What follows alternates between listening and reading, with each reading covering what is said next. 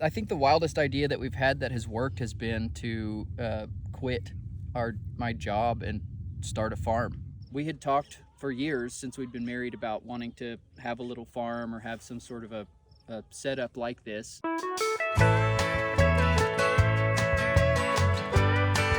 on your farm are you most proud of?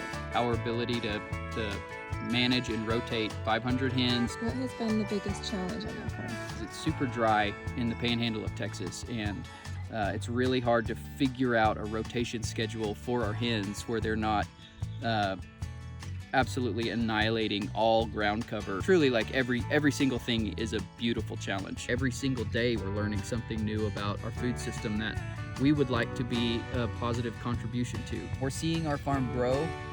We're gaining more customers. We're educating our community on regenerative agriculture, on a healthier way to produce and buy food.